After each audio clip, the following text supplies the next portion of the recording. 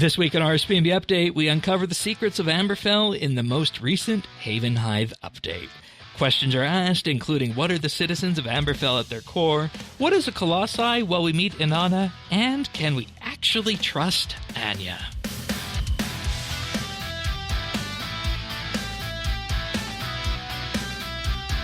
This is RSBANDB Update, episode 1092, recorded Thursday, June 4th, 2026, a monthly affliction.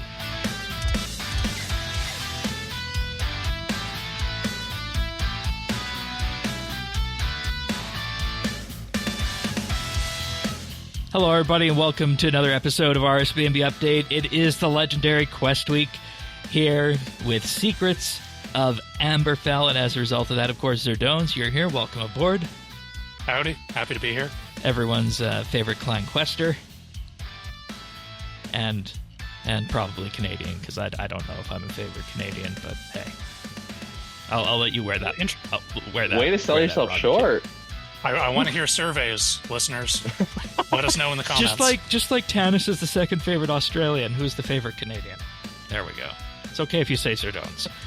But if of it's course, Zerdones, smash the like button. If it's Shane, mash the subscribe button. Ooh. Like and subscribe.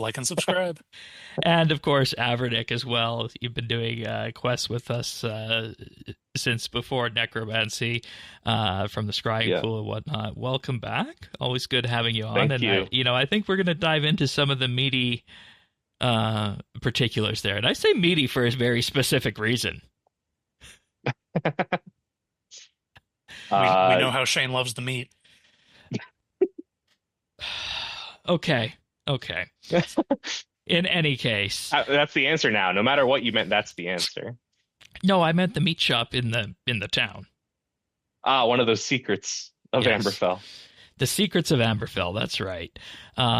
Before we pull back the covers here on Amberfell, just a big, huge thank you to our experienced tier Patreon members, because this podcast would not be a thing without them. So that includes Amos Reed, Bladecom, Dominic R., Jade Gizmo, Jason S., Jesse W., Julia W., Kesky, Lemon Lodge, Luminos, Ricky A., Sly Oasis, Smavin, Snail Mage, The Naked Captain, and Tim. And you'll hear more about our Patreon offerings a little bit later in the show. But in the meantime, if you want to follow along, full show notes can be found over at update.show. Friends chat is in-game at Bits Bytes, and we do have the community Discord where you can find all of us over at update.show/Discord. All right. Secrets of Amberfell. This is good, because we were saying after Havenhythe came out that they needed to keep up the tempo and keep up the momentum of what was unveiled in that quest. With that, so Secrets of Amberfell picks up pretty much exactly right where we left off. It has modest requirements around it of the previous quests: 30 construction, 35 herblord, 32 hunter, and 28 slayers. So nothing to write home about there. Still very low to mid-level on there. So you can jump in and experience the story right away. This is the first one that also requires membership. Oh, so right. If I totally forgot that was not a free-to-play quest. I totally forgot that was a free-to-play quest that came with Havenhythe. Usually we're used to them all being members quests, but not for part one. Well, they got to get you hooked and then jack up the price. What was your guys' membership hook to make you buy members, if you remember going back that far? For me, it was witnessing guards and men in Edgeville and not being able to pickpocket from them. I think for me, it was just I knew a bunch of people. I started playing because a bunch of my school friends were playing, and they got membership and I didn't. And so I just kind of felt left out. It might have been the Void Knight series for me. Oh, really? I think. Okay. I know that year Dungeoneering came out, and I was like, oh, I'm set as free to play. And then eventually that kind of slowed down. I was like, what's everyone playing that's cool and new? And the quests were appealing to me. Those were the ones coming out at the time. And we are forever grateful that you picked up on the quests. Absolutely. Smile. So who sent the message for help? That's the first thing that we talk about in Amberfell, and I'll just do a general spoiler warning if you're joining us for Quest Week for the first time. We will be discussing everything that happened in this quest, so spoiler warning ahead for this episode. But who sent the message? I think that was an interesting hook to first dive in with on this quest, aside from the obvious of repairing the bridge and whatnot. So sure. Once you're actually over there, there's a little busy work to get over there, but yeah, back and forth. I like this mechanic. I liked how it was implemented. I think my only complaint was that it wasn't necessarily clear what all things, because the way it's structured is you need to look at everything before you can proceed, and it's not always obvious what all the things are that you need to look at. Like it took me a while to find Ash, I think it is. Sure. I didn't know he was over there. It took me. I was wandering around for a while looking for different scenery things because I stumbled across the pumpkin entirely by accident, and then I was like, "Oh, are there more of these? There's more things I'm supposed to be clicking on." So I went around looking for those. Yeah, I think the guy on patrol kept evading me for a while, so it took me a while to realize. Yeah, but the one I was missing was the one that kept moving around. I think that when I saw, oh god, sorry. Well, no, you go ahead. I was gonna say when I first saw the book, I felt to me initially like a return to the Murder on the Border book, but I think it ended up being a lot more. I had that exact same thought, welcome, and it didn't go that direction. No, it was more like the Heroes Welcome V quiz. Yeah, I liked the interface a lot better. I think. Mm-hmm. That's what I was going to say. Is I liked the deduction interface in this quest. Yeah, I thought it was a very nice bespoke mechanic. Not terribly hard, but again, you probably just want to keep people engaged and moving. Yeah, I mean, we established that the message was delivered via arrow. There's two characters with bows. 50-50 shot. Yeah, the one that had the overlapping alibi. Yeah. Right, exactly. And then you kind of just fill in the gaps along the way. It's just a logic grid. It's pretty simple. And the thing is, I think it's good to introduce quests in this manner because it's not inherently complicated, which I always go back and forth, from the idea of do I want to work for a story or do I want to kind of just be on a narrative walk through the woods, if you will. And I feel like this was in the more vein of narrative walk through the woods, which I think was good for this quest. For this point in the quest series. Because I don't necessarily always want to, be doing all the work to kind of just uncover little bits and pieces of the plot, especially when Inanna is just sitting right outside the town waiting for us, right? Yeah, just hanging out. She's making us figure it out ourselves, even though she already knows. Yeah. Was being deliberately unhelpful.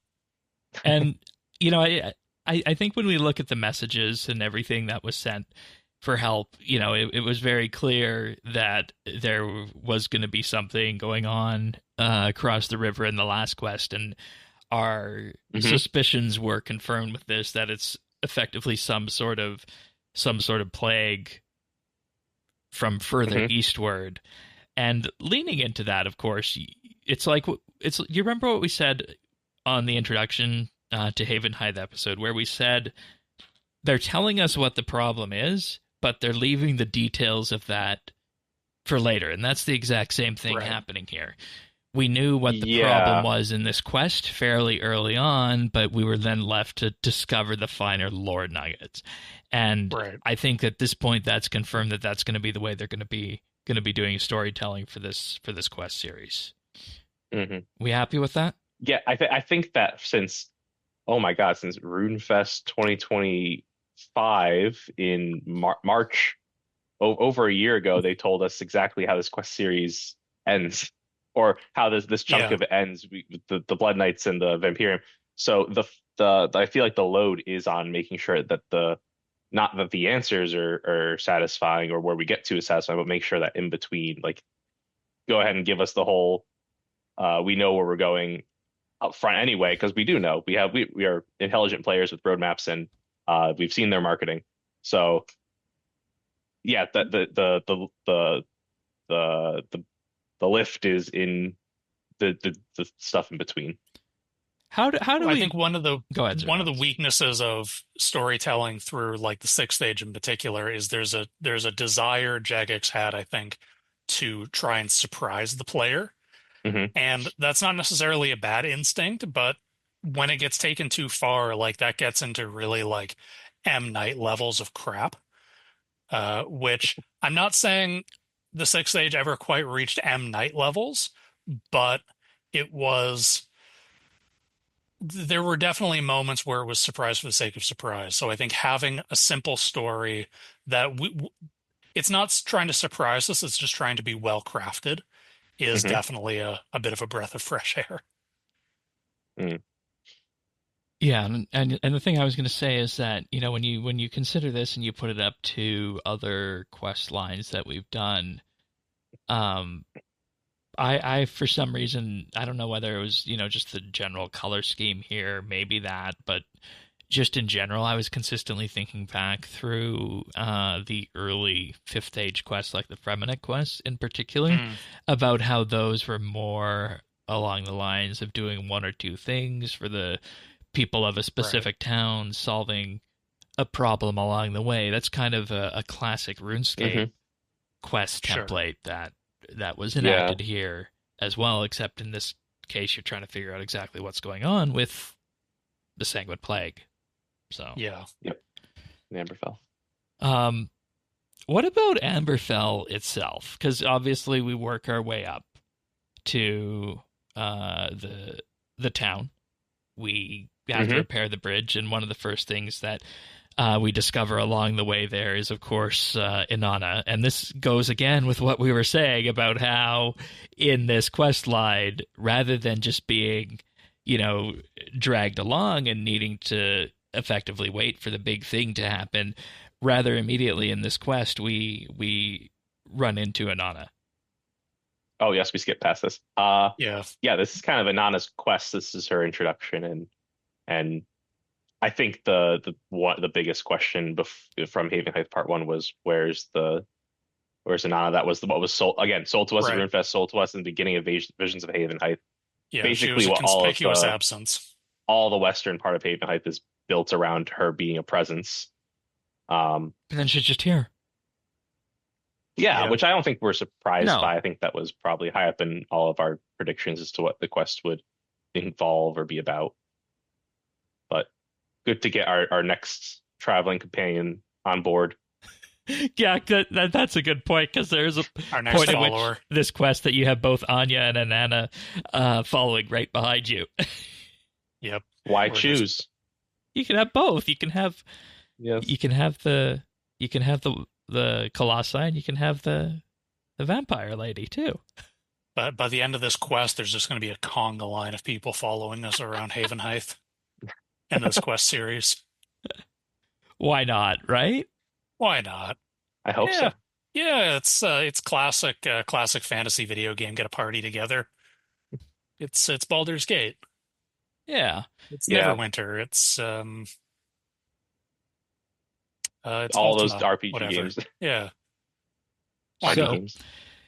The reason I mention Inanna here is because there is a portion in the quest later on where we do lose her, and we do need to help her. We'll talk about that in a bit, but I think it just leads towards that forward method of storytelling again. And throughout that entire deductive process that we were talking about, we effectively get to immerse ourselves in Amberfell, which on the surface looks as though it is just another quest environment.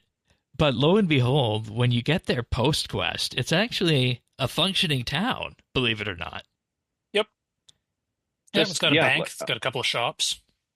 The mushroom I think one. the comparison I've seen the most is to Canifis, and in more ways than one. Yeah, shocker. It's of this land where maybe Wendelwick and the surrounding regions were Mistlin. This is our Canifis, and then we'll get to our deeper Mauritania later on. You know, it's interesting you mentioned that. We'll talk about that when we get to the achievements, because there is that kind of connection there, isn't there? it's a bit is recreating that early game classic RuneScape experience with a twist. Well, so far it's felt very distinct, and you have to like look at it and be like, technically these are the same, but they don't feel the same on the surface so much so that no one's complaining. No. And I guess the question is, if you're looking at this as a whole package, like and I'm not saying it should have been this way, but let's just say that Amberfell launched with Havenhythe Part 1. Do you think that would have changed the perception of Havenhythe Part 1 as well if this town was here? I don't think so, unless I have the dig site. Which is coming next week, by the way. We'll talk. Which is coming in a week and a half. Week after week and a half, right? Player avatar is next week. Right. Got my days mixed up. I think if Amberfell had launched at the same time, it would have taken focus off of Wendlewick and the first Havenhythe area. So I do think it's good that they held it back. Give us a chance to really get used to, give us a new place, give us a chance to get used to that new place, and really enmesh ourselves, focus on exploring this new environment, and then we can start gradually pushing out. It's also giving us that new player experience where the new player coming in would do those Wendlewick quests and then have to get their skills to level 30, 35, whatever they are, to get to the next. Right, it's that kind of enforced weight. Equally weighted. And I think that's what people asked for when they wanted an expansion. Effectively, the fort was one attempt at that, right? But it's like, how do you then do that with the 2026 plus content lens on it? And I think Havenhythe is that answer, especially then when you throw on top of it the Amberfell second update. And I realize this has been a bit of a diversion from the quest itself and the lore associated with it, but the reason I wanted to mention that in particular is because it's when you are doing that deductive process and when you are making those connections with the people in the quest that you do ultimately realize that you are in this extension of the previous map expansion that we just got. And I think it just meshes very, very well together on that front. I think it's also worth noting that there's plenty of links between the two. Like in the first Havenhythe update, there were people kept talking about Amberfell, the town over there that we used to talk to a whole lot, but now don't anymore. And then you come in here and they talk about, like in Amberfell, they're talking about, how they don't really get along too well with Wendlewick, but at the same time, like one of the NPCs, her daughter lives in Wendlewick. Mm-hmm. So it's a living place, which is good. Yeah, which ticks that box. And the story's filling in progression, whether it's because we're being forced to wait or because you will have to level up in order to get to this next part when theoretically time has happened. Yeah. Okay.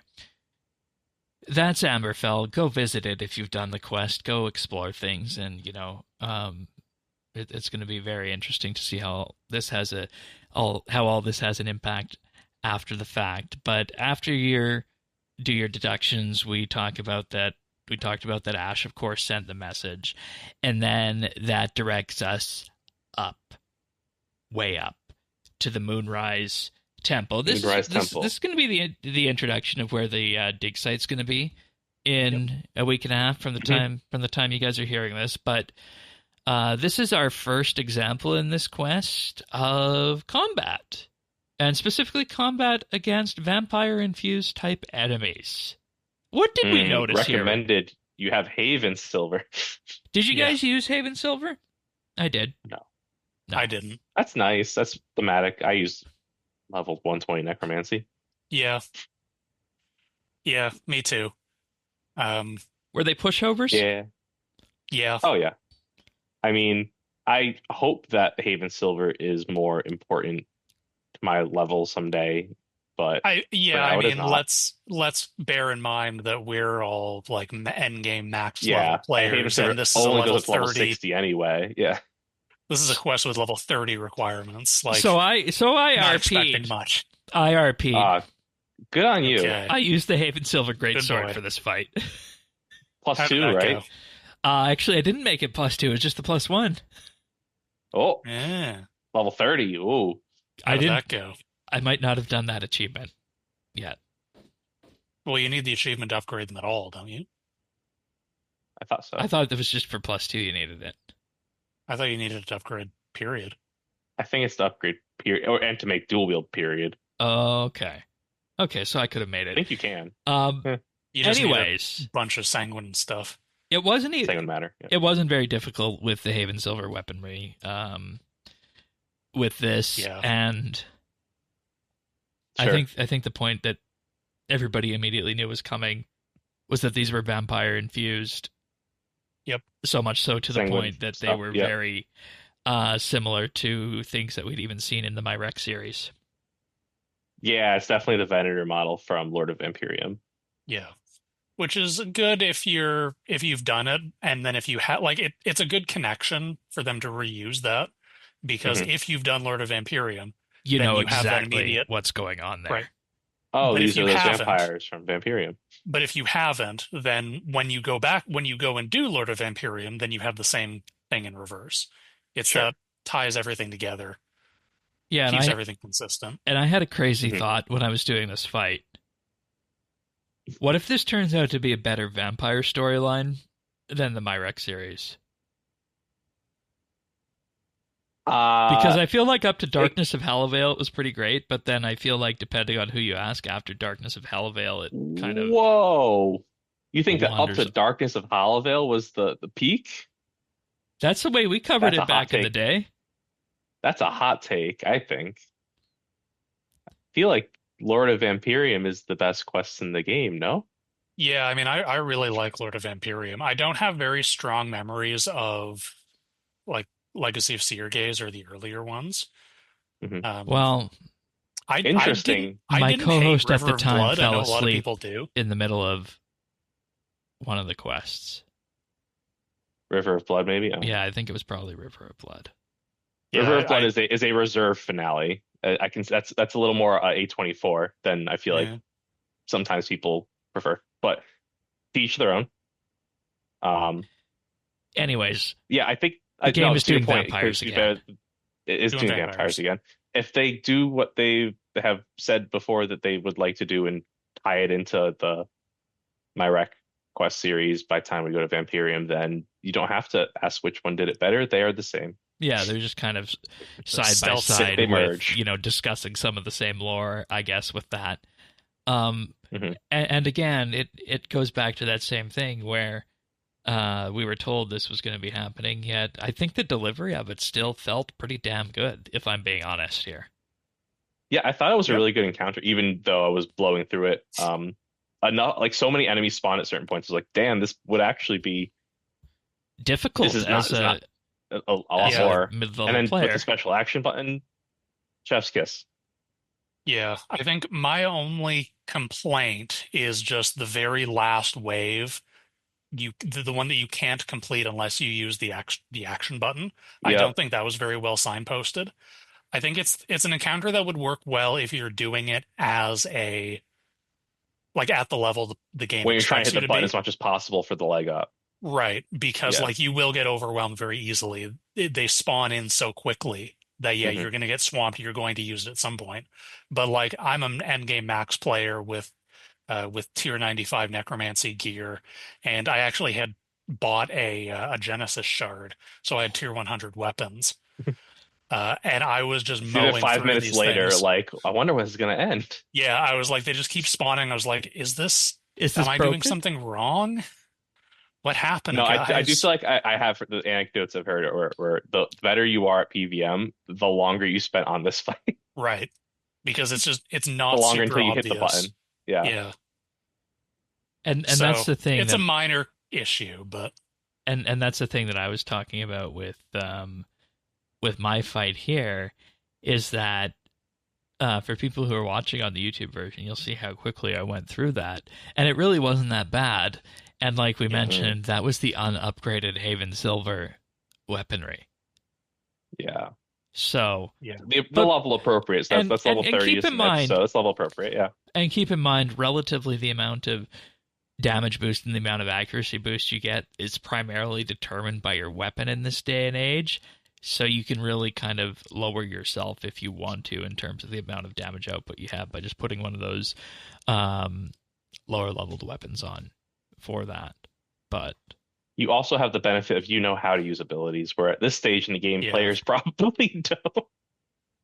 But that being said, I mean, I again, even for this, I just went for an auto setup melee AoE action bar. Okay. Said it worked. It worked. Yes, and then at the end of this fight was when Inanna gets infected. Yeah, which is why you have to use the action button. It's because it's a supposed to lose fight, basically. Yep. I did see some comments of how if she's a colossal, then how does she get affected by this thing?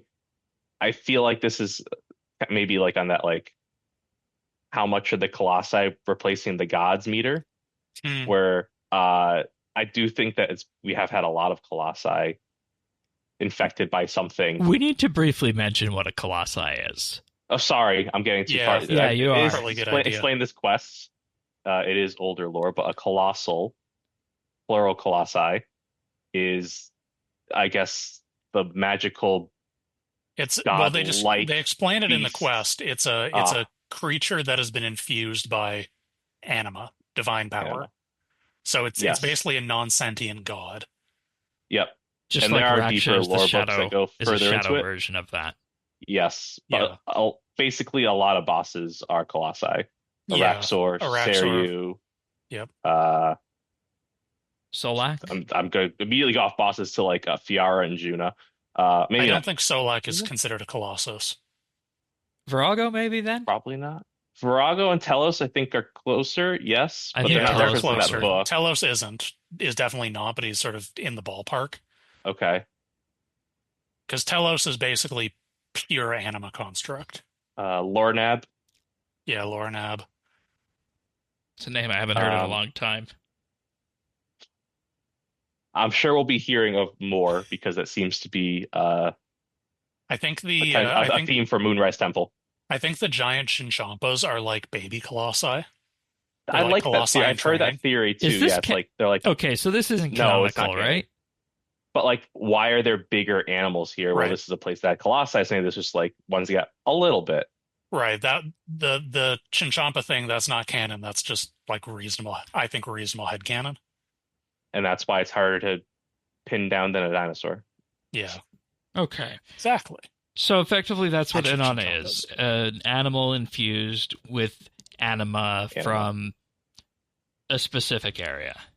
Now, Inanna is a little bit different than most colossi because she is sentient. Wasn't she also a defender of Gothics? Right, that's what I was about to say. That was RuneFest lore, but I will say that feels less so from this quest. They're not going that way anymore, are they? No, it's hard to tell. There is a line from this quest. There's a line from this quest where she just says, "You were the guardian of the green man," which is conditional dialogue. But if you've done Aftermath, you are guardian by the green man. I feel like if she was any sort of follower of Gothic, she'd call it Gothics, and green man would be a not okay term to use. Maybe. I was wondering about that line because I saw that. I smiled. I knew what she meant. Mm-hmm. But I was wondering, well, why wouldn't you say Gothics then? And I mean, we could be proven wrong in 2 weeks when the dig site comes, right? Because that is supposed to be a first dig site, like a Thixian dig site, or just like a colossal dig site, or what culture do they prescribe to it? I mean, like in the archaeology journal when it's like Ceradoma, Samurai. Oh, gotcha. Right. What is it called? Is it a Thixian or not? Yeah. Well, one thing I've maybe I'm skipping ahead a little bit. One thing I found interesting is that you can ask Inanna about the temple, and she doesn't know anything about it. It's older than she is. And there's gonna be someone else that's the site manager. Yeah. Well, like it was there already when she came into existence she got or here. Whatever. Yeah. So like that's how old it is. Not that we know exactly how old Inanna is, but Sure. We can talk theories later. I've got some ideas. Yeah, sure. And Thoroughly crackpot. And like we love it might be interesting to lay those on the table and see where we come back after the dig site on that. Because Sure. I remember that being such a huge key art moment on the concept art for even, one step deeper into Havenhythe, was that she was one of the defenders of Gothics along the lines of like Juna Right. and the others. Yeah. But, that was kind of, if anything, just could have been worked out, yeah. one step beyond the edges here. All right. So she gets infected. Now we can talk about curing her. Yep. Actually, we're going to talk about curing her after Patreon. I think we should do Patreon right now. That's probably a good time to do that. If you guys want to support the podcast monetarily, you can do that by heading over to patreon.com/RSBANDB. Just this week, as a bunch of other people have done, including Alvaro L., Amos Reed, Arvids L., Bladecom, Brandon F., Chelsea O., Chilbura, Dominic R., Duramax, Forceful Turd, Gila Fleur, Imperialis, Iskantu, Jade Gizmo, Jason S., Jesse W., Julia W., Kesky, Lemon Lodge, Luminos, Matt Man, Mighty Myth, Michelle M., Mike Wings, Mongrath, Nate M., Pernasius, Ricky A., Robbie D., Samuel FL, Sanguine RX, Scott DS, Shirt Pants, Sioaces, Smavin, Snail Mage, Squidman 8, The Naked Captain, The Dabbing Goat, Tim, Ukulele Steve, Woody, and Zant. Big, huge thank you, everybody. If you want to learn more about this, patreon.com/RSBNB. Next week, we're going to be sitting down to talk about 6 months of the road to restoration and how that has gone for the game and the community. Will be taking stock of what this integrity roadmap has done for the game, for better or worse. If you want to hear that when that arrives, you can sign up for as little as $1 a month for that monthly bit and 94 other monthly bits as well, a full back catalog of episodes. And in addition to that, you'll be helping fund the cost for hosting and production of RSBANDBupdate. You'll also, of course, be able to vote in the monthly bit polls when we put those up. And you just, of course, get a big, huge thank you and a pat on the back for supporting the podcast. We then have our VIP community tier, where for $3 a month, you get access to the Discord channel, a special rank in the Discord, and high-quality stereo versions of the show. And alongside that channel also comes the opportunity where we will ask you from time to time for ideas on everything. We'll ask you if you have any ideas for monthly bit topics, what we should talk about on quiet weeks, take part in our community nights that we do every month or every other month, thereabouts. And, of course, again, big, huge thank you for supporting the podcast. Then we have the Insider tier, where for $5 a month, you get a weekly shout-out on the show and access to our clips archive, including both expanded clips from pre- and post-shows, as well as the blooper outtakes that work their way to the clip show at the end of the year. And, of course, you receive the RSBANDBupdate Christmas card in December. And I do know we do have a clip from pre-show this week where we detail what the Dragon Wilds roadmap looks like, because that is a thing, including Dragon Wilds going to PS5. So if any of that sounds interesting to you, patreon.com/RSBNB. Thanks so much, everyone. All right. So Inanna has been poisoned with the plague. We need to cure her. This is, again, a bit of busy work around Havenhythe. You need an offering bowl, spirit moths, and blessed rabbit meat. Yep. A lot of running back and forth. Yeah. To get all this stuff. It's a little similar to what we're doing at Hearts of Sanguine. Same area, similar type stuff. But this time, I think with the level requirements to back it up. Yeah, a little busy work, but the funniest thing happened to flesh out the quest. Yeah. When I was doing this. I only had to get a few fish because I snagged a gourmet impling along the way. That gave me some bass. So yeah, casually with that, I just went to the southern shore and just caught some shark and then cooked them on a fire for that, rather than just going to the bank and grabbing whatever was there for that. I went and got some crayfish because there was a spot right next to the goblins. See, I was going to try crayfish, but I just felt that crayfish cooking was taking too long. Or crayfish fishing. Yeah, I just went to the beach. Yeah, Can't you burn them more? I don't know. I didn't have a problem. Okay. Oh, well. I don't know. Maybe I just got lucky. Maybe I was just being impatient. What about the rabbit? The rabbit snaring. That was actually my first time interacting with the jackalope content. Same. I put it in front of one hole. I clicked on the hole thinking that something would come out of it, and something came from a different hole to that hole. It still worked, but Yeah, I didn't really. I haven't interacted with rabbit hunting ever, so yeah. It's not. I don't really get how it works, but I guess I didn't need to. So yay! I just put good it enough. I just put it in the middle, and then whatever hole worked. Yeah. Ta-da! So It's gotta catch its path. It felt a lot like maybe I'm totally misremembering the hunting in Perilous Moons in old school to me with the lizards. You shuffle the bush and the lizards come out and go across a set path, and you have to set the trap and across the path they're going to go across when you shuffle them out. okay. I guess it would be similar to that. I'm just except going to I nod think along that- and pretend I remember that because I don't. Yeah. I guess it would be similar to that, except I'm pretty sure, like when you flush a jackalope hole, which burrow they come out of is random. That seems to be apparently. I did it in one, so your word, I believe you. I think that's how it works. Don't quote me on that. Generally, if you just put the trap in the center of all the holes, you'll eventually get it. Get it? Yeah, it's not super hard. I mean, I do like that they're surfacing this kind of this older, less popular kind of skilling content, and I do like that you actually have to do skilling. Because the other one is the moths from the tree.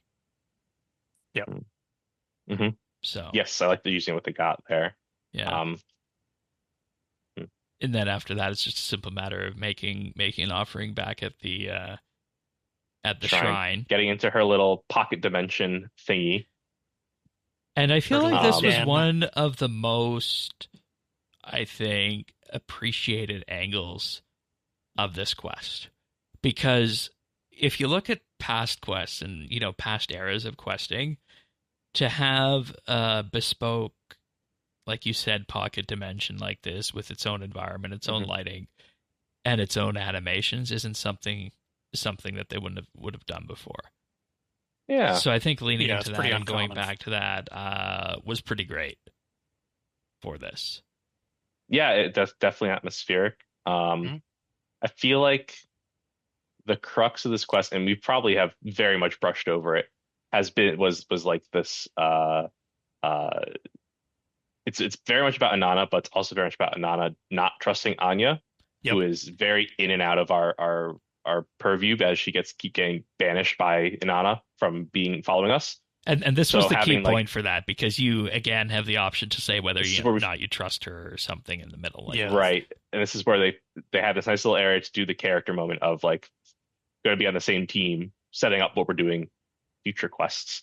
But this is I know there's no gameplay or content or anything here. This is the boss fight of the quest is of the climax of the character arc is them as Inanna finally being okay with Anya. Right. That being said, this is where all the weird Anya stuff happens. Yeah, and I was going to say, the weird Anya stuff we crave. As people, do we trust her? Like, if you were your character enough at this point, would you be trusting her?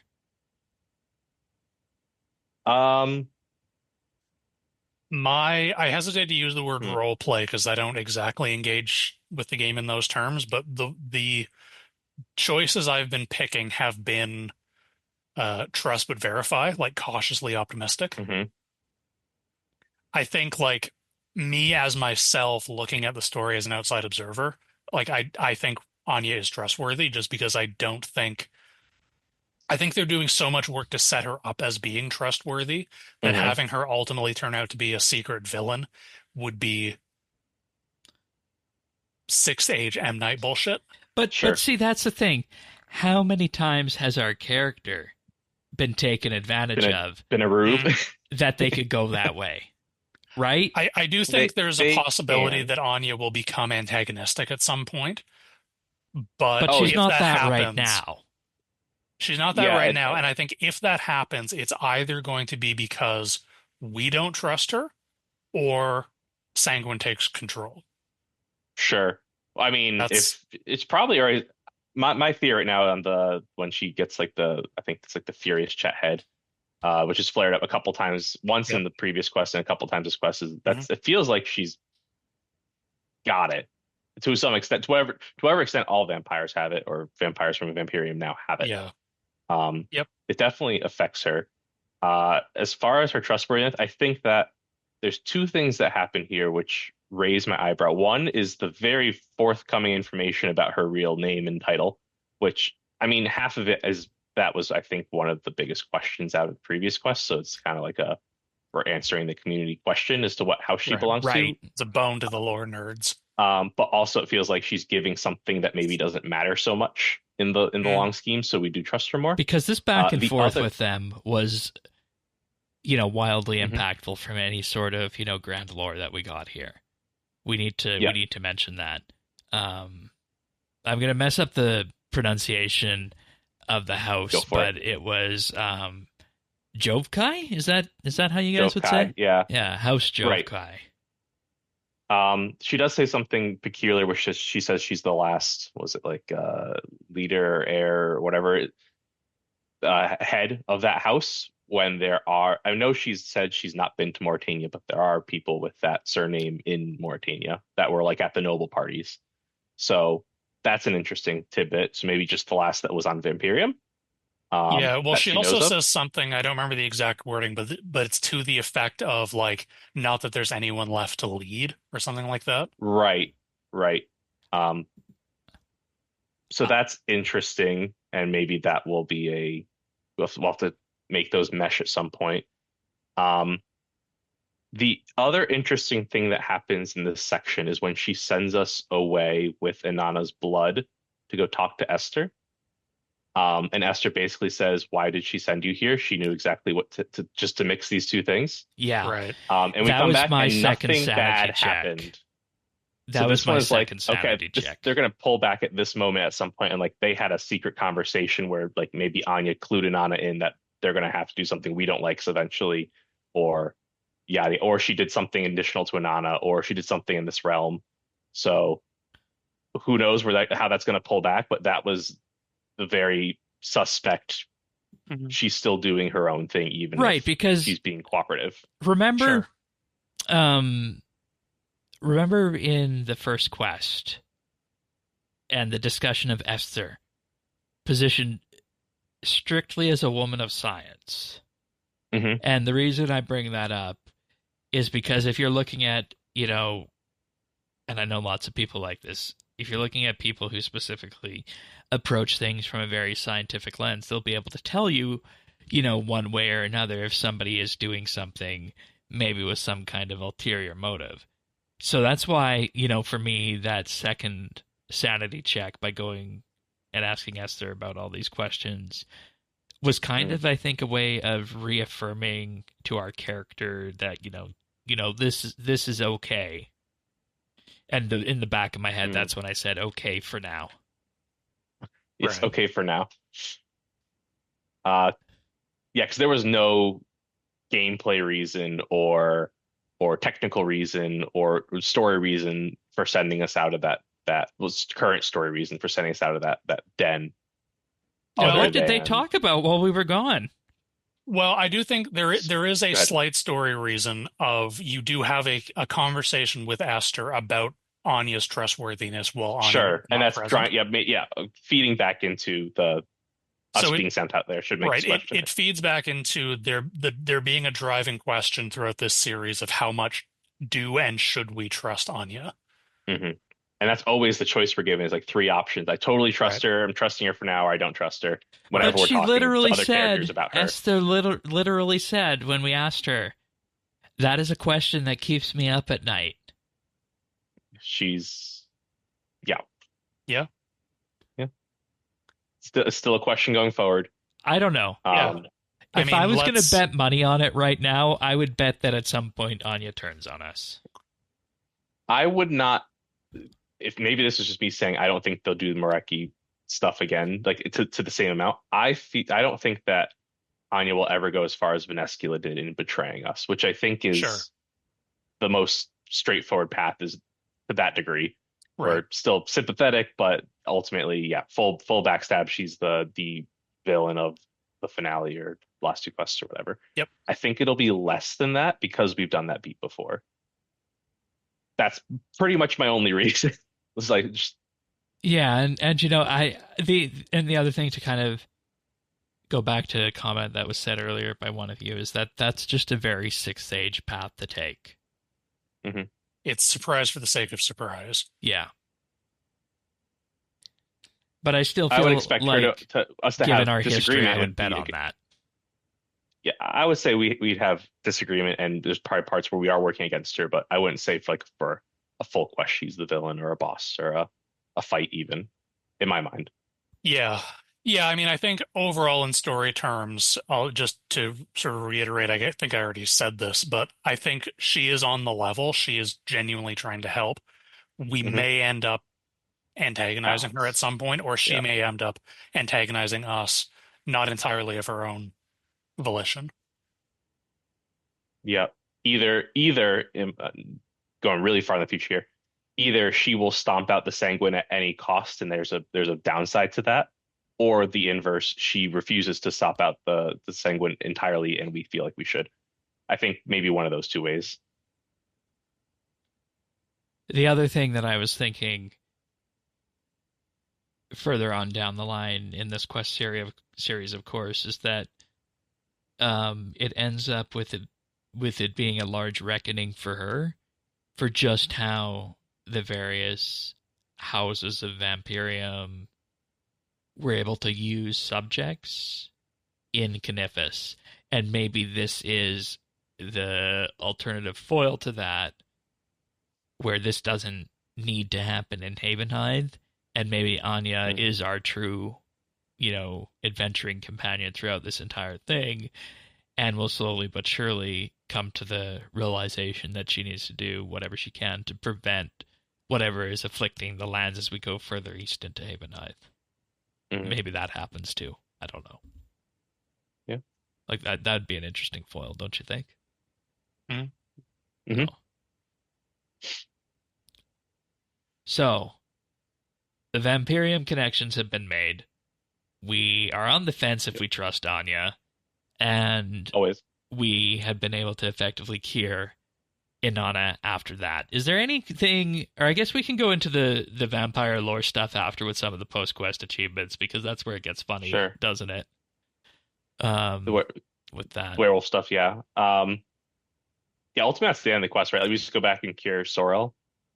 Yeah, and that's it. The one person infected. The by actual secret of Sanguine. Amberfell that Sorrel was infected from the scout that was infected that she had to kill. And that's what the other dose of our potion is for. Mm-hmm. So, and in many ways, it's good that it was only Sorrel that was fully infected for that, because everybody else wasn't, effectively truly. There were so many versions of this quest in my mind where the whole town was gone. So this is the nice way of doing it. You didn't want another Shades of Morton where we have to do a tedious minigame to cure the shopkeepers. The entire town. Avernick, have you done Sins of the Father on OS?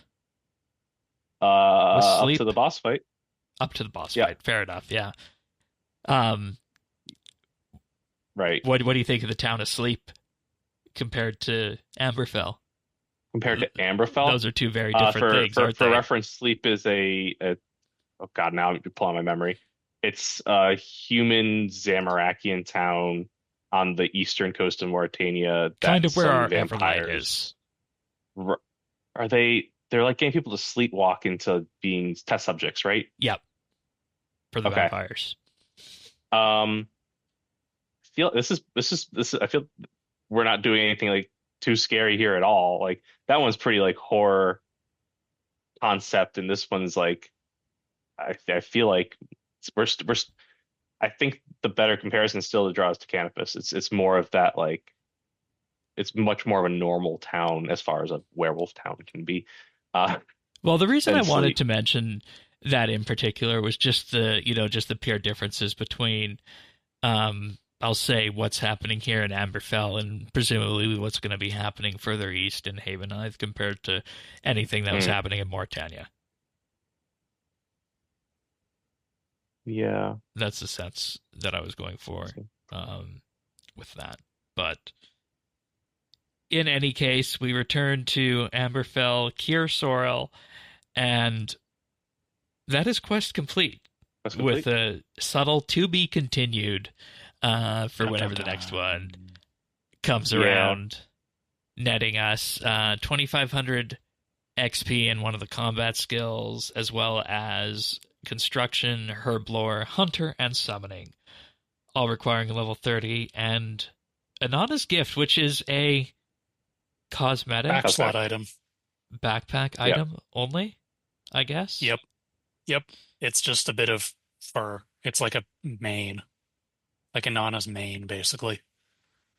And then to be, of course, mentioned by the quest reward screen, access to the dig site. Yes. Soon. Which I think is what we all came for. Yeah. Yeah, that's really that's the takeaway.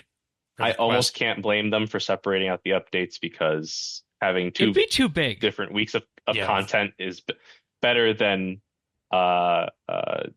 sometimes better than one. Also, dig sites have world firsts. So it's kind of like that boss, that same thing they do with bosses, where they do the quests and the boss a different week. Are you going for it? Started from the same point. Who isn't? I mean, technically, if you log in when it comes out, you're going for it, aren't you? Well, you can choose to more or less actively pursue. I'm going to solve the puzzles as fast as I can. If it happens to be better than everyone else. Also, 3 quest points. Yeah, the last quest to give 3 quest points was the desert finale. Yeah. That's a lot. It is a lot. I mean, it's kind of low in other rewards, sans dig site, so sure. Yeah.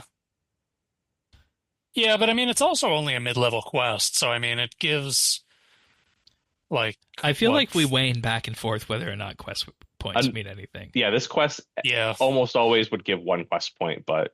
Yeah. It's kind of a meaningless metric, to be real. Well, yeah, I mean, the only thing that it does is... Dice. I mean, it ties into Tears of Guthix, too, but who does Tears of Guthix anymore? I do on the GIM.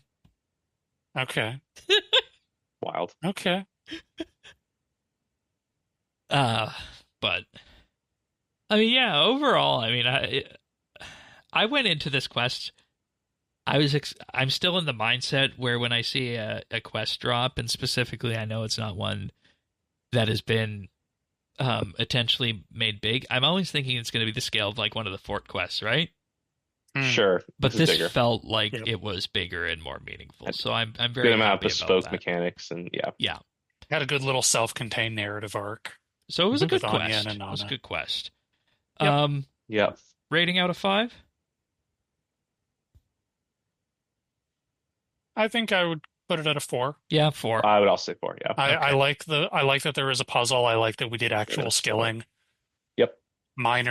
Only minor complaints. Yeah, it was good. It was good. Yeah. All right. So it turns out that you can jab your Wolfbane or Reforged Sunspear into the poor villagers. Yeah, you can just go around poking people. In Amberfell. Poking people with sticks. For the Master Quest Cape. Come on, not for nothing. I mean, it's a Master Quest Cape. Yeah, it's not for nothing. It's because it's fun. It's fun. Yes. And a number of them like it less than a number of other them. That makes sense. Yeah. Roughly half of them like what it less did you than mean the by others. your comment this week, Avernick, on this about this achievement? What was the comment? Something about you being dense? Oh, I didn't realize until I was doing the achievement that this was a town of werewolves. Oh, yeah. Even though in the quest they're like saying stuff about like sniff, like the scent of people and stuff. I'm like, yeah, right. The people are smelling. Yeah, I mean, as soon as they mentioned the meat, they like the meat. As soon as they mentioned the monthly affliction, I was like, okay, there's only two ways this could possibly go, and Jagex is not going to put a menstruation joke in here. The quest was hinting there were werewolves. Yes, the quest was very subtly telling us that everyone was werewolves because monthly affliction, hunting with Inanna, smelling the blood. And then for those of you in the cheap seats like Havenhythe, there's the achievement to poke them with silver. And the lore book. And the lore book, yeah, which explicitly says the founder was a werewolf. Well, no, not the founder. It was like one of their heroes, but he came and he encountered people who were already here. And he found a tribe and he basically battled them for dominance. It was also the people that came to this land. It was both, because the founder was a werewolf that was from third age Mauritania. Yeah, I didn't think I read it a couple of days ago. I didn't reread it in preparation for this, but I thought he didn't found the town. He came across the town. He just became the leader of the town. Sorry. Why did I think it was founder then? I mean, it's kind of a founding myth, so it makes sense. I'd also like in. Oh no! It's the description of the exam is a ballad detailing the local legend of the founder of Amberfell. Oh, okay. So I think there were people here before, but maybe they were more associated with like Moonrise Temple than. Right. I'd also like to showcase one of RuneScape's biggest butcher shops here. Yes. Lots of meat and knives. But also, where else is there a butcher shop in the game? Canifis. Yeah. All that raw meat. Yeah. Okay. Wow, I'm still thrown off from all that nonsense. Still thrown. Is this list of characters on the wiki the ones who will react if you stab them with Wolfbane or Sunspirit? Okay. Yes. So it's Ash, Haywood, Rosemary, Rowan, Sorrel, and the female villager. Yep. So these are the vampires then. Werewolves. Right. Werewolves who have the monthly affliction. Yes, I both appreciate that it's subtle and not like trying to be like this is Canifis 2 or whatever. Right. Yeah. But now I'm also like now my mind's also going like, okay, we have a second settlement of werewolves that diverge from the ones we have in Mauritania.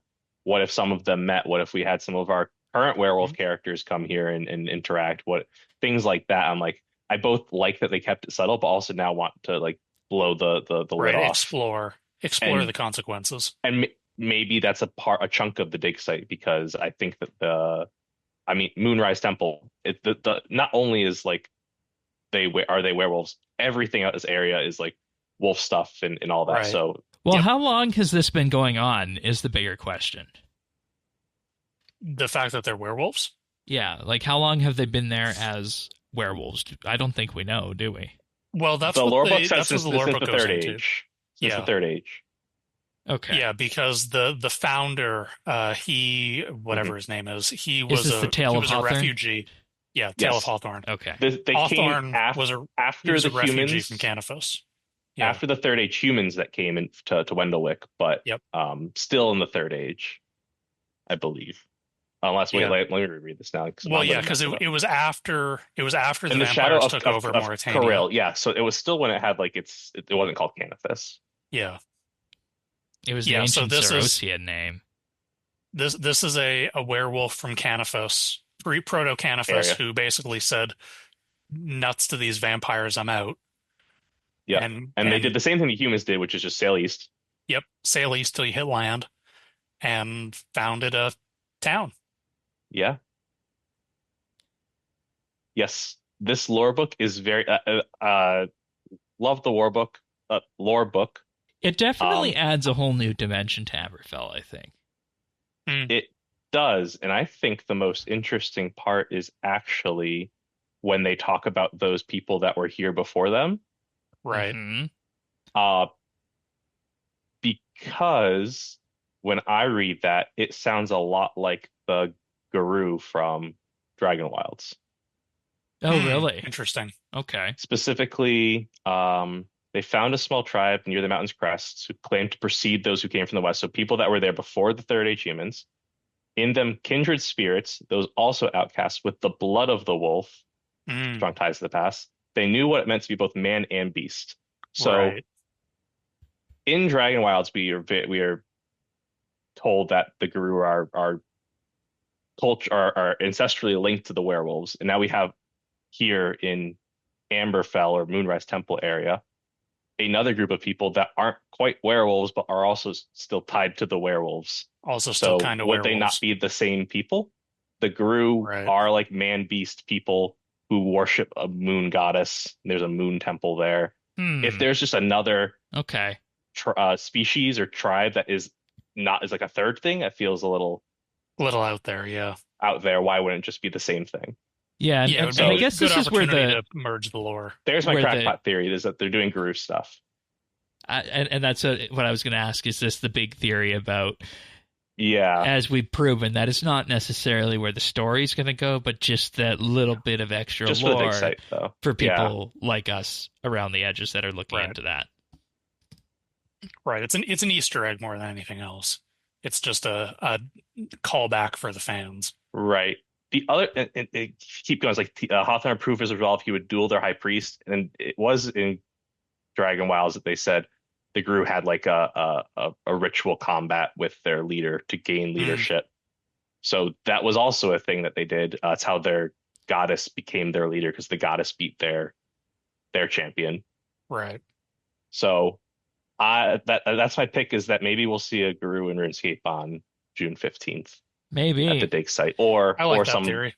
Or see something. And is the Tale of Hawthorne a Master Quest Cape one, or is it just it burns? Yeah, lore books are. It's a lore book. Okay, yeah. Both. So it is. Yeah. Okay. So we'll see. Nice, and that's just all the extra little bits and whatnot. That's why everybody comes to RSBANDB update for quests and whatnot, right? Yeah, I gotta have all the little nuggets. Yeah. Okie dokie. So we can either be totally right or totally wrong in 2 weeks. Speaking of totally right and totally wrong, where do we think the quest series goes next? The quest series, not the dig site, just to be clear. Okay. After, I think the dig site will be more like meta lore stuff, as we saw with like the Dragonkin one. Sure. Whereas the quest will be more immediately focused to what we're dealing with. The one thing that I think might be relevant from the dig site is I think one of the pictures of the colossi on there is like a bat colossi. And we had seen that in concept art for Further East. So I wonder if that might be tied to familiar, like one of the bosses that we've been promised for later on. Right. And Anya, I believe in this quest, said something along the lines that they have colossi and vampyrium as well. So I wonder if that will also just be a thread that carries through, and that bat colossi matters to the story. Maybe in the vampyrium direction. But as far as we're the quest certainly series, not done with Anya, right? No, definitely not. No, she's committed to helping us going forward. I think my biggest question right now is like the release strategy for this stuff. We're just getting Havenhythe Part 2, and is that the end of the Havenhythe arc of this story? Then we're going to Vampyrium. Like, it feels like we've been doing setup for 3 quests now. And are we immediately turning the tide? And like next time we do Part 2, it's like 1 or 2 quests of finishing the Havenhythe part. Well, I don't feel like we've hit middle yet. Have we? Like, we're still introducing a main character in this quest that we Our next quest is the standalone quest in Autumn, which is not a Havenhythe quest. Not a Havenhythe. Or this story quest. It might be on Havenhythe, but not Havenhythe Part 2 is going to be the next story continuation. So that'll be December or January, depending. Right, and that will be everything up before we go to Vampyrium. Yeah, so that's going to be the portal to Vampyrium. That's going to be the Blood Knights bosses. So yeah, I mean I think yes, to answer your question, Avernick, I think the answer is going to be yes. I think we're going to do Havenhythe Part 2. That's probably going to be maybe 2 quests. Yeah. And then one we'll to go get to in, Vampyrium. one to unlock the boss fight, something like that. Something like that, maybe. And then we go to Vampyrium next year. So I think Havenhythe Part 2, that is going to be the middle. Right. And this is based on nothing we just got. Obviously, I think that we're going to concede that on Anya. But looking at what we've been promised for Havenhythe Part 2, I think that the quest will probably focus on building up the Grazi as an antagonistic family to Anya's Jovkai. Oh, that could be interesting. That's what just builds up to the boss fight. Especially with what we talked about, more about the families of Vampyrium. How Anya and the Jovkai could be, effectively a different present on the Vampyrium houses compared to what we saw in the Myrek series. To stand them up next to Grazi could be very, very different. Yep. So. Yep. Okay. And yes, probably more than Empire. Like when you look at it with that, we're waiting until November, December for this then. Probably realistically. Yeah, the rest of the year. Probably realistically, December or January. Yeah. And we're in June now. Hopefully this year, so hopefully November, December, but I hope it's not late. I agree. As far as Inanna's role, I mean, I think it's interesting that she said that Moonrise Temple predates her, because I feel like the reason that Vampyrium has the tie to this region is from that Moonrise Temple era of the land. That would make sense. I don't know how much personal and she's also not very knowledgeable about the Sanguine and all that stuff. So it doesn't feel like she has a big personal connection to the threat, other than it's threatening the place that she protects. It's not like she has a history with it. I feel like her role has to be both if she's getting more involved and she's important, Colossi, I think, has to become more important at some point, whether it's here or we wait until we do a Vampyrium Colossi God Wars dungeon or whatever the hell. That's when the Colossi stuff will matter more, as maybe because she's with us. Yeah, looking at all this, I think it's an interesting thing to paint the picture of, and maybe, we can tide over some of the want for what happens in the future with the lore that comes from the dig site. In particular, how there was always the created threads with archaeology and the Everlight dig site, for example, or the idea of, what's a different presentation on Zanuck and whatnot when we look at Warforge.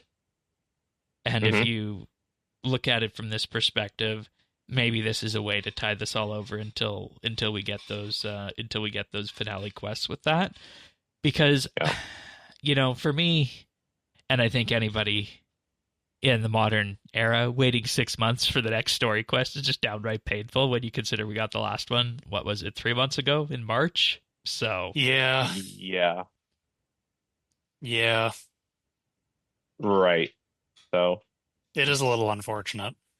We'll take what we count the dig site, and then we're theorized for a couple weeks or so, and then was holding period, I guess. And then standalone quest to tide us over. Standalone quest until dinner, which we don't know what that one is yet, right? Right. No. I wouldn't say it's too outside of. It'd be too crazy if they did another Havenhythe quest. Maybe they do one giant favor. Oh God, like a sequel to WizKid, maybe. Yeah, you could do. I think anything, something in Amberfell, maybe. Yeah. I mean, it could also potentially launch with a slight area expansion. Sure. Move a little bit farther and do something in the next area. But not a Sanguine quest series related. Yeah. Maybe, did you guys see the thing I was pointing at on the map here earlier on when we were looking at it? Let me get there right now. Well, I wasn't pointing That being said, they could just do hedgehog quests. I feel like oh God, story quests, quest about an animal. What's story this quest, doc for? Quest about an animal. Dog quest. Duck quest. Dog. Wait, doc. Oh, yeah. That looks like it will be. Let me tell you what it's for. 120 fishing. Oh God. Yeah, maybe. Yeah, I mean, the fact that it's roped off is kind of notable. It almost looks like it's eventually going to be a canoe station. We already have one. We do already have one. And that was the other achievement that came from just northeast of there. The canoe station. So, could be a fishing spot too. Random note, but props to Canoe Station. It has a slightly higher construction requirement than the other ones. So this is you level up your construction, you get the better transportation. I like that for construction. That's very good progression for it. And yeah, we always talked about what can we do with surface world construction, right? So building out transportation systems is easy. Yeah. Yep. All right. But I mean, that pier back there, it really does look like one of the canoe stations. Take Yeah. away the canoe, it's the same Yep, model. it does. That's probably more the reason. It's just a reused model. Yeah. Yeah, but again, it's a path that leads up to nothing. Pretties it up. So, you know, as adventurers, we're always drawn to this path over here, and then the path that, of course, Ash was guarding as well. So,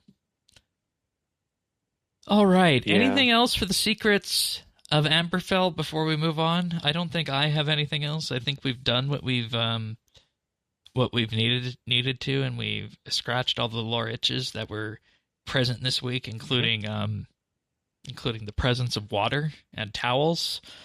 See the clips after for this one. Yeah, water is not quite the liquid we're worried about, but the quick mention, there's a new trading sequence item. If anyone's keeping up with that in Amberfell. So yeah, just Google Mod Shreg trading sequence. Yes. It's the second one, the one after the silvery feather. It's the red woad. Alrighty. Secrets of Amberfell. We can check that off the list. We do have a few patch notes this week as well in terms of Dungeoneering. I haven't had a chance to talk with either of you two fine people about the Dungeoneering remaster. Sure. You guys like it? Yes, no, maybe so. Of all of the updates of all time, it was certainly one of them. Okay. Fair enough. I didn't do anything with it. I didn't play anything for it. It's Dungeoneering. I did go through it. I did every floor once. Wow. I just did all 60 floors. I mean, I did it, of course, like a week. Like, I didn't just sit down and do 60 floors. Small, larges? Mediums. Well, mediums up to warped, and then warped I did larges. Okay. That's still a good amount of work. Time. And I think 8 hours? all of the remaster changes, I have nothing bad to say about them. I think they were all very good changes. None of them made me want to do Dungeoneering more than I already did before. Same. Which is not much. But I did enjoy it more, and I don't feel like I need the whole anymore. That's okay, nice. Well, that's something. I don't know. I mean, I'm already 120 and I have the pet, so I don't really care about the XP. I wasn't paying attention. Exactly. That's the same boat that I'm in. This week's patch notes increase the XP buff for the 1-to-1 dungeon floors for small from 20% to 75%, medium 20 to 150%, and large 20 to 300%. And they also increase the floor XP floor buff from 10 to 25%. Per stack, which that's meaningful. That's meaningful when you consider it every 5 those floors. Are gigantic XP increases. And I was trying to figure out what 1-to-1 meant, and effectively what this means is that it's for solo dungeoneers and dungeons that are designed for solos. Yep. Mm-hmm. So that's good. That makes it so that you can still do a bit of critical pathing, but you don't have to feel bad for going for the bonus rooms instead. Dual-wield ruinous weapons are now bought in a bundle together for the cost of 1 million Dungeoneering tokens and 1 warp stone instead of the original 2 warp stones for both. And players who own dual ruinous weapons prior to the update will be refunded with 1 warp stone per 2 dual weapons on the next login. I think that makes sense. Yeah, that just feels like what it should good feedback. Because nobody's running around in this day and age with just 1 main hand weapon and a shield like they thought we would do. Especially now that 2-hand dual wield only matters for 1 style. Like, why would you ever take a wand and orb? Yeah. Or crossbows. The Dungeoneering map can now be moved in the modern interface mode with customization enabled. Good. Cool. Gatestone icons now appear visibly on top of the boss and start room on the Dungeoneering map. That is actually the one criticism I have, is just I think the mini map gets a little bit overcrowded. Because you've got icons for bosses, you got icons for keys, you've got icons for all of the skilling nodes. There's a lot of icons on the map. But own keys are now also highlighted on the Dungeoneering map itself. I'm pleased about this. That I actually went in this week to see that. They highlight them in white. Okay. And the garage and trail Blazer outfit fragments can now be bought from the Daemonheim reward shop, costing 10,000 Dungeoneering tokens for 3,600 fragment packs. If you didn't want to get them in a different way. Yeah. That's gotta be easier to get them from Elite Dungeons now, because I feel like Elite Dungeons were high in tokens, but maybe not so crazy in XP gain. Yeah. And that's what they wanted with this update, was to give more people reasons to focus on Daemonheim. Yep. No, I'm saying Elite Dungeons might be better for the outfit now. Oh. Because you get so many tokens. Right, because you get 500 tokens every time you kill a boss. Oh, I see. Okay. So Where's just do a bunch. 500? Oh yeah, isn't it?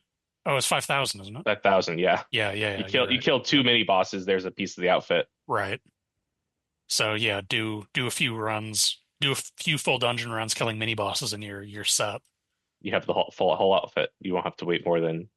You'll be 81 Dungeoneering. Yay! All right. Then we got the June month ahead here, which of course details the Avatar rework next week and the archaeology dig site the week after that. And in addition to that, they have their notes that are going to be coming later this month on the Grand Exchange changes, the player Grand Exchange changes. We're going to hear more about in terms of having more reasonably updated prices. Mm-hmm. And then at the end of the month, from Game Jam, a Waterbirth Island graphical remaster. Yeah. Good for the Fremnik area to keep checking those off. Yeah, just keep pushing the overworld. Highlight of the month is still the dig site. But it's good that it's this month. Until we got the roadmap, we didn't know it was this month. So yeah. I was thinking July. And this is like you said, Avernick, this is just always such archaeology weeks are always just so wonderful to log into.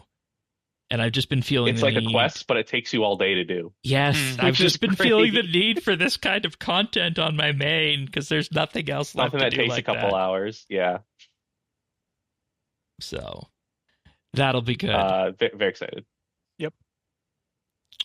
Did we want to address what Mod Ryan and Anvil talked about at the end of the video about content cadence?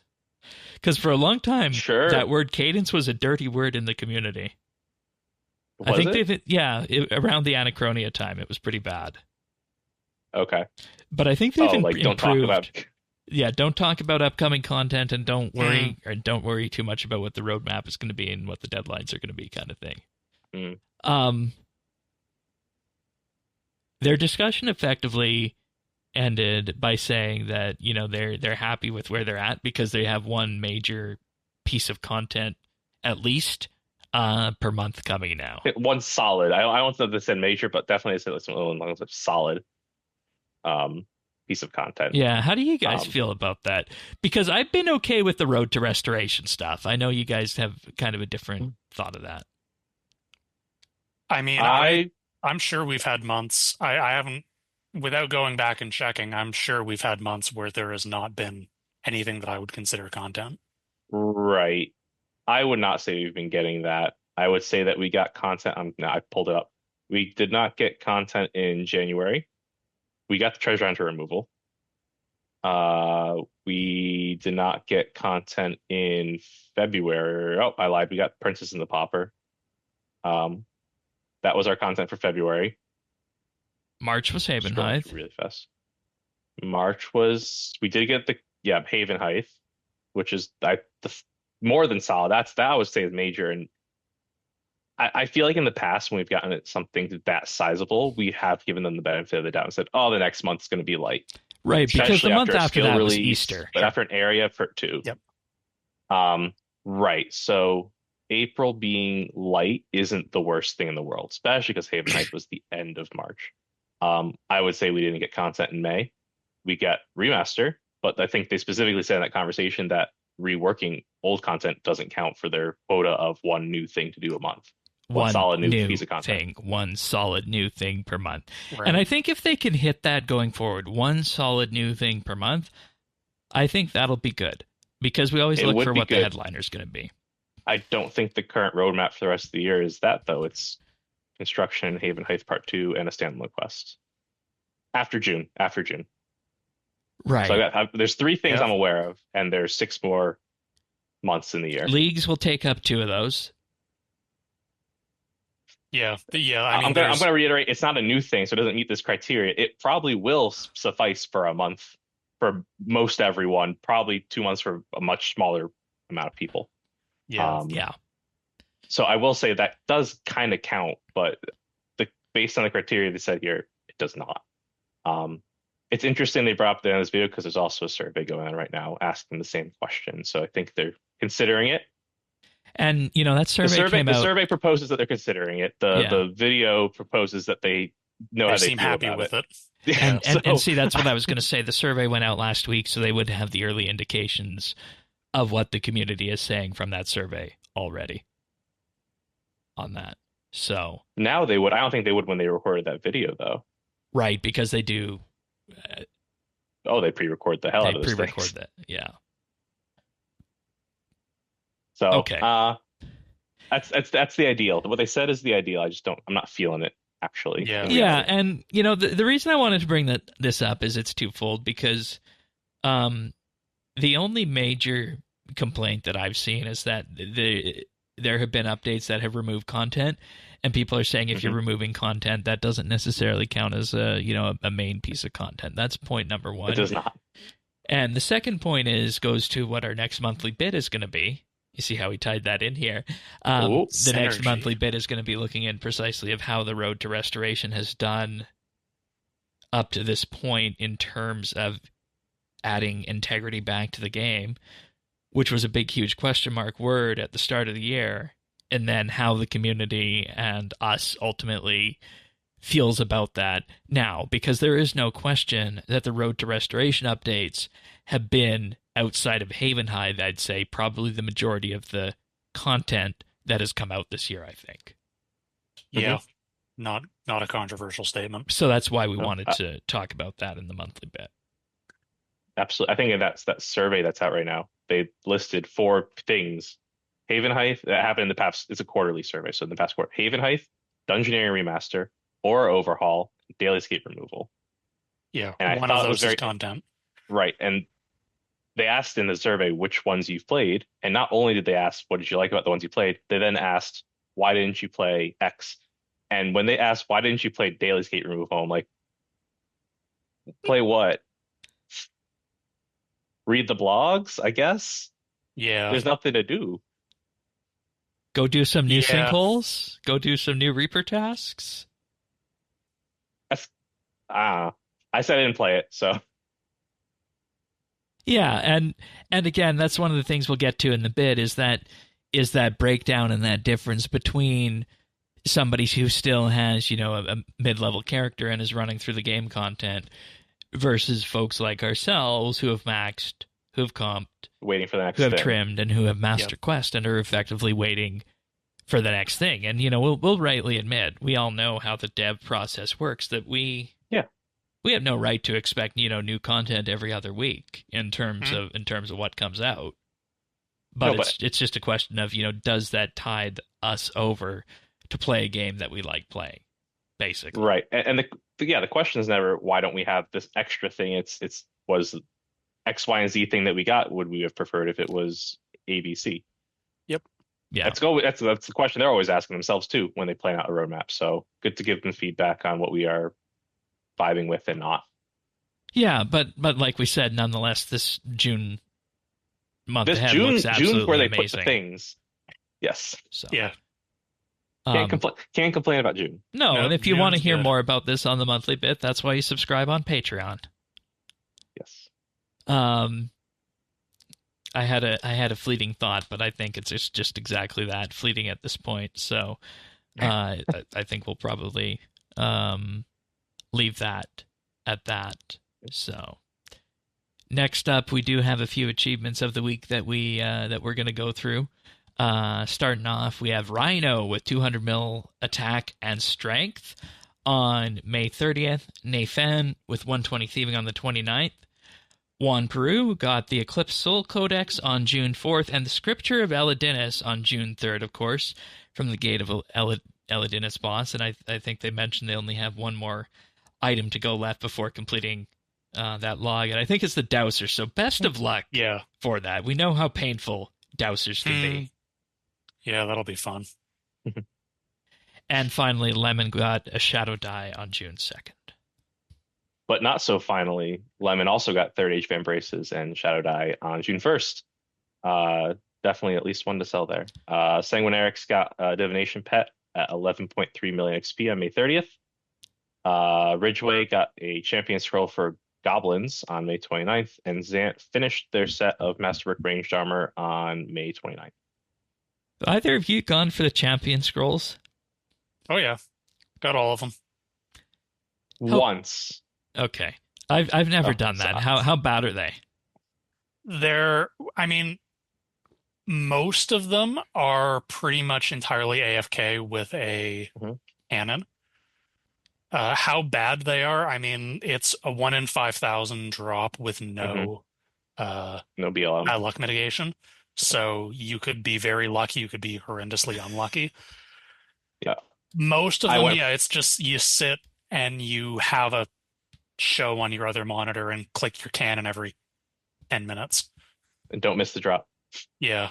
I mean, it's really, I think, what are the ones that suck? Imps suck. Where would you Mummies even find suck. that many imps? So I did imps in 2 places. So in the Karamja resource dungeon. Oh. That's where I hunted lesser demons, and there's imps in there as well. I didn't get the imp scroll there. I ended up getting the imp scroll at the Kandarin Monastery. Which is the other place that imps congregate. It is much less AFK.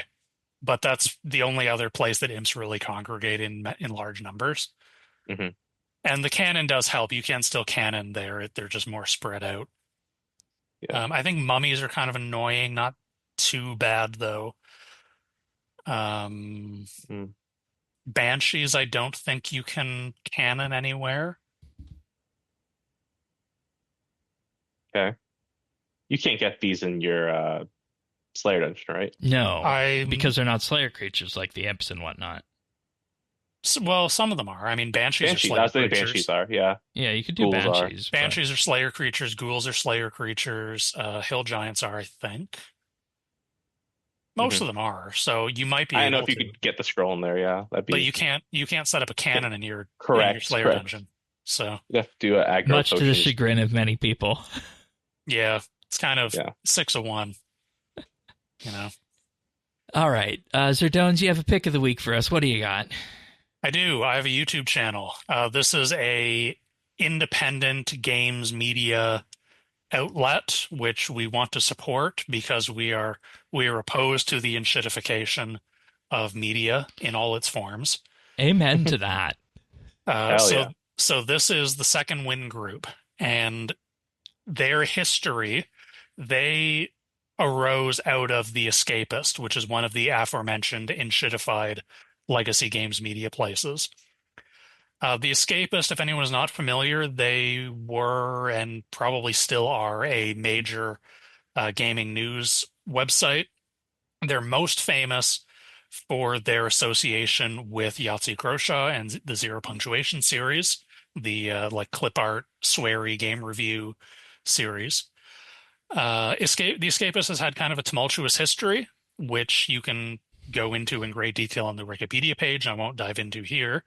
The parts that are relevant for our purposes are in about 2018, they decided to start investing in video content again, which they'd previously, they'd done video content in the past, but they'd kind of let it fall away, and pretty much Yahtzee was the only one doing anything. So in 2018, they hired this guy, Nick Calandra, to revitalize their video project, or their video channel, which he did. He did very successfully. He brought in a bunch of new people. He brought in a bunch of shows, started a actual play series called Adventure is Nigh. Tons of stuff, doing really well. And then in 2022, The Escapist was bought by Gamers Group, which is an esports brand that also owns the Mary Sue, Destructoid, and whatever's left of Prima. And as usually happens in these situations, sale of the parent company is a harbinger of doom. And in 2023, Nick Calandra was fired for, quote, failing to meet goals. Whatever that means. Very generic. The usual. Very generic. The usual. Yeah, it means the usual, which is we don't really like this anymore. We're setting you impossible expectations and setting you up to fail, so we have an excuse to fire you. So in response to this, the entire Escapist video team quit, and they founded Second Wind as their independent continuation of what they were doing under the Escapist. So most of the shows that they were doing on the Escapist continued. Zero Punctuation has been revived as fully Ramblematic. Yahtzee also has a video essay series that was previously called Extra Punctuation. That's now called Semi-Ramblematic.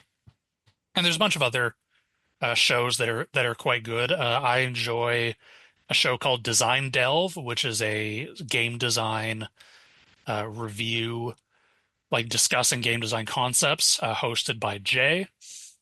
There's a video that I haven't watched yet that I'm actually really interested in watching, which is about the baffling design choices of Hideo Kojima and Metal Gear Solid, which I'm very fascinated by because Hideo Kojima is kind of like an insane artist. He shouldn't be as successful as he is because he's a lunatic. Right, and very talented too for what all that is. So I'm very, very interested in that. I also quite enjoy Unpacked, which is Nick Calandra himself going through sort of like a news roundup, news of the week type thing. A lot of focus on what studios have gone out of business recently, which is very depressing. Oh, here's one: Harry Potter and the Culture of AI. Yes, so The Backdrop is the other one that I quite like. It's not gaming, but it's movies and TV analysis. And I quite like Jesse's... Is it Jesse that hosts that? I can't remember, actually, off the top of my head now. But I quite enjoy their approach to that. And I did watch that one, Harry Potter and the Age of AI. And that one is sort of about the upcoming HBO miniseries adapting the Harry Potter novels, and how it's really weird because it's a show that has taken its aesthetic very clearly inspired from the films that our generation will remember, but it's just different kind of for the sake of being different. And so he likens that to generative AI and how it creates the simulacrum of creativity. It's this empty void, uncanny valley derivative product it's just naked nostalgia for the sake of nostalgia. It's not capable of saying anything new or interesting. Well, and when it comes to parts. when it comes to creative endeavors, stories and TV series, movie series, and even quests in RS, because I've seen people ask this question, why don't you guys use generative AI to write things? You can only go so far with that until you start seeing what the exact bare bones of that are. And once you are fully aware of how all that works, you run into, immediately the limitations on that. And it's why it's clear that you really can't write that much. I will go so far as to say that generative AI is fundamentally incapable of creating art in any form, because art is fundamentally about intentionality. I think there's a lot of definitions of what constitutes art. To me, the most fundamental definition of art is intention. A choice was made to do whatever this is.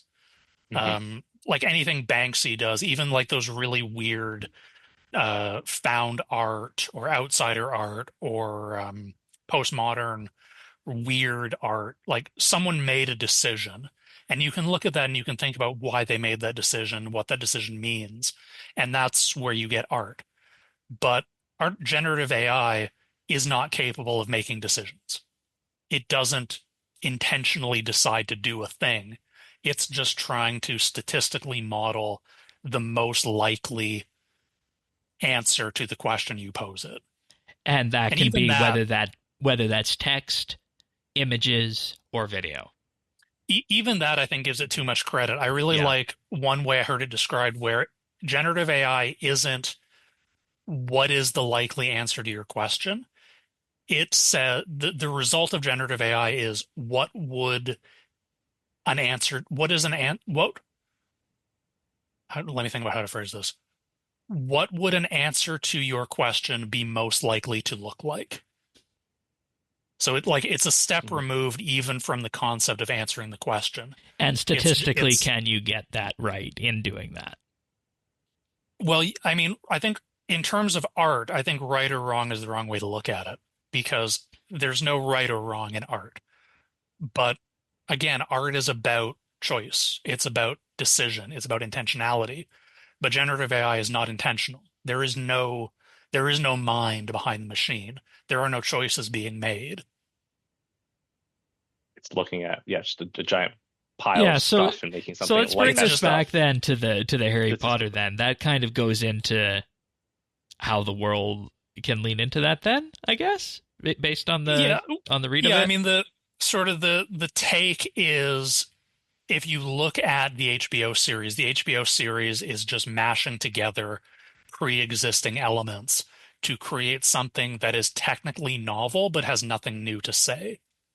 Mm-hmm. You know, honestly, I feel like we were at that point for a number of the new Star Trek series that came out. Yeah, I don't disagree, and that's kind of the point that I think he makes in this. It's been a while since I watched it. It's a month-old video, but I think he kind of arrives at that point in the video where it's like generative AI in art partly exists because we have created this demand for empty nostalgia. We keep rewarding empty nostalgia. Mm-hmm. Even though it has nothing valuable to say. I mean, there's a video that they post that I haven't watched yet about the Mandalorian movie. Mm-hmm. And I really enjoyed the first season of The Mandalorian because it had intentionality. Like it was doing interesting things with cinematography. There's something interesting to say about the world of Star Wars seen from the perspective of average people. But the longer the show has gone on, the less interesting it's become to me because it's become more about just shoehorning in empty nostalgia. We'll bring in Mark Hamill and digitally de-age him into this dead-eyed simulacrum of Luke Skywalker. We'll pay Rosario Dawson to paint her skin orange and stand in front of a green screen for 10 minutes.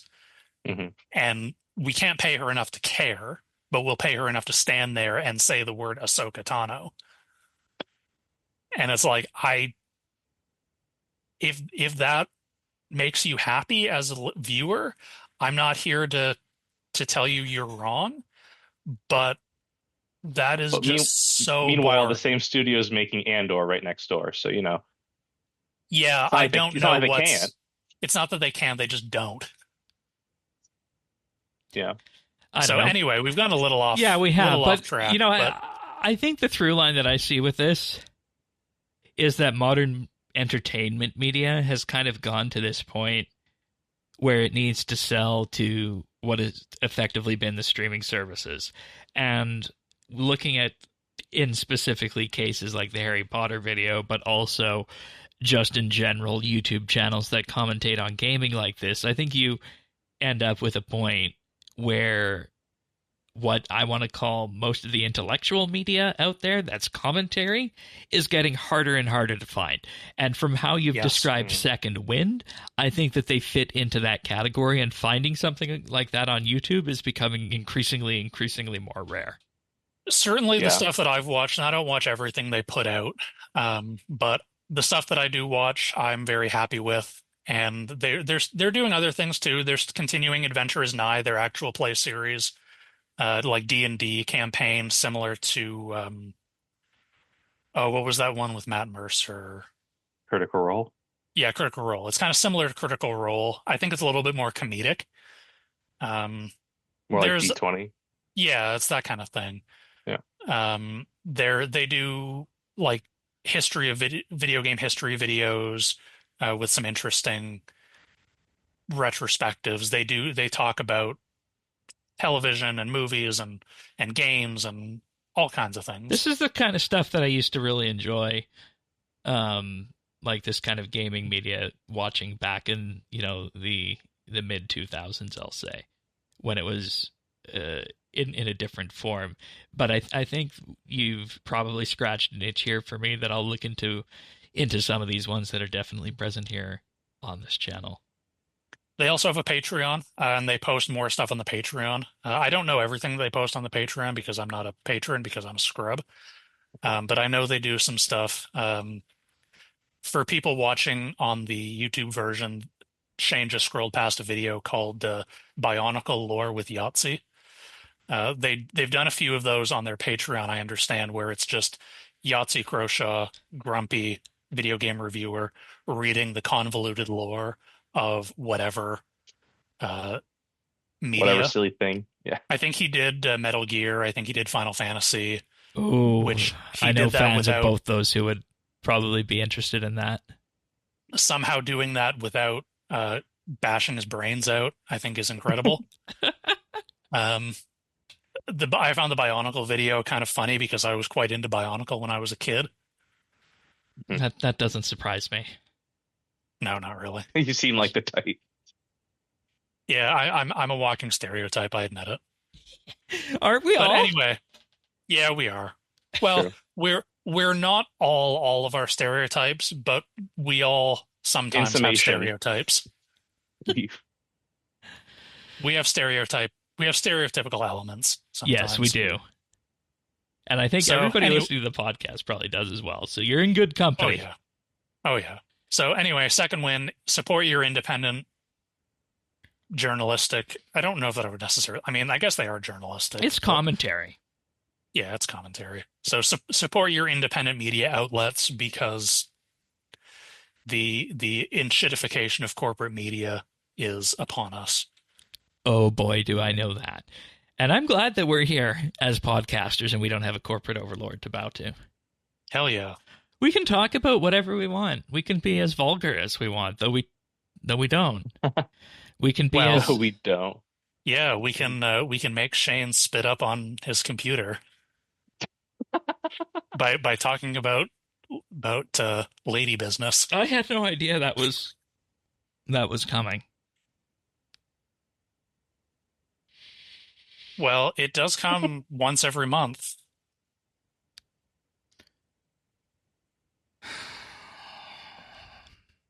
That wasn't my best.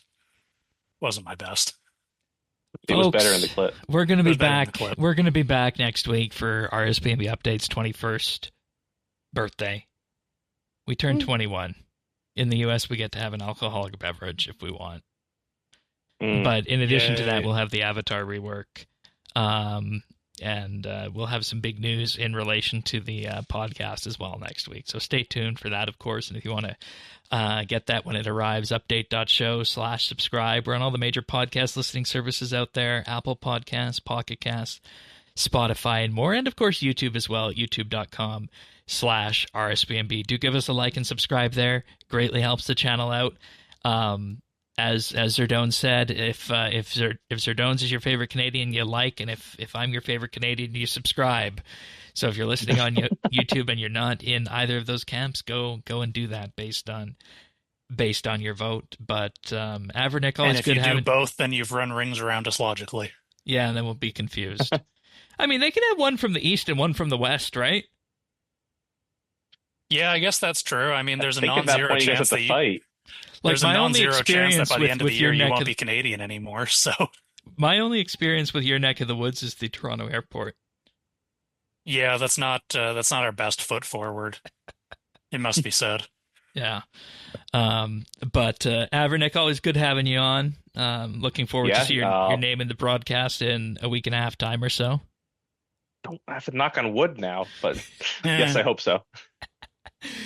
And of course, Zerdone's everyone's favorite Clan Quester, maybe everybody's favorite Canadian. Thank you. To be determined. Of course. And with that being said, we'll see you guys next week for another episode of RSBANDB Update. See you then, everyone. Take care. Bye.